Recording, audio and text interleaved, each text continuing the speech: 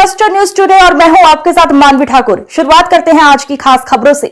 लोकसभा में विपक्ष के नेता और कांग्रेस नेता राहुल गांधी के बयान पर केंद्रीय मंत्री अर्जुन राम मेघवाल ने कहा कि राहुल गांधी और मल्लिकार्जुन खड़गे के ट्वीट में समानता नजर आती है। घटना चीफ जस्टिस ऑफ इंडिया के चेंबर में घटती है।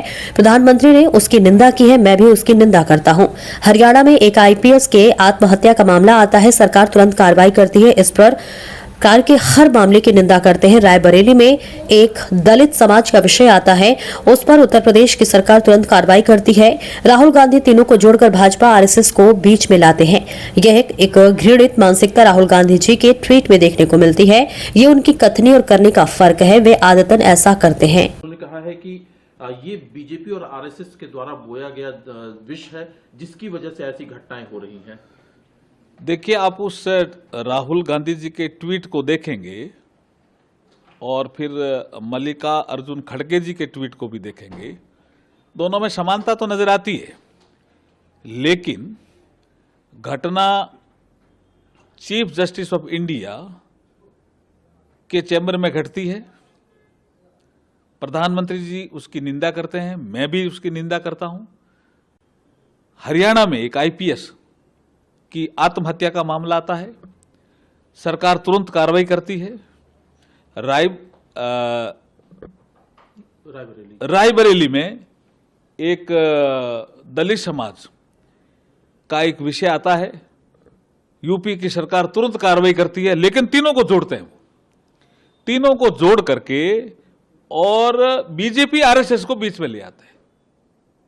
ये जो एक घृणित मानसिकता जो राहुल गांधी जी के इस ट्वीट में दिखने को मिली है, हरियाणा सरकार ने भी तुरंत कार्रवाई की, यूपी सरकार ने भी तुरंत कार्रवाई की।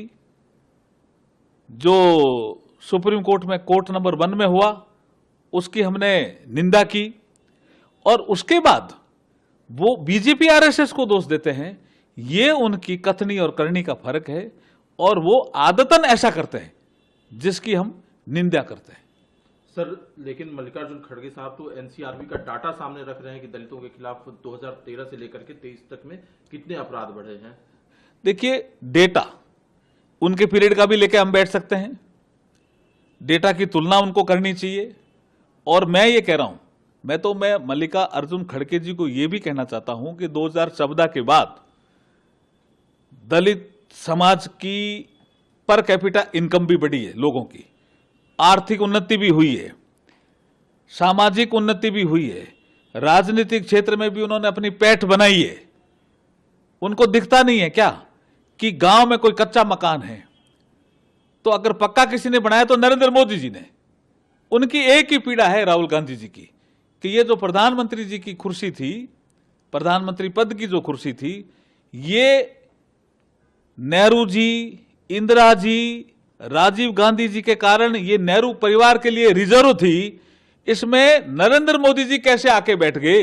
नरेंद्र मोदी जी गुजरात में जब अच्छा काम किया तो जनता ने पसंद किया, जनता ने वोट देकर के, अपना मत देकर के नरेंद्र मोदी जी को प्रधानमंत्री बनाया। राहुल गांधी जी इसके माध्यम से जनता का भी अपमान कर रहे हैं। मतलब कुल मिला जुला करके वो बीजेपी और आरएसएस को इसलिए टारगेट पे ले रहे हैं क्योंकि उनको घटना से कोई संबंध नहीं है बीजेपी आरएसएस का, और हर घटना के बीच में बीजेपी आरएसएस लिया जाता है। हम इस मानसिकता की, ओछी राजनीति की निंदा करते हैं।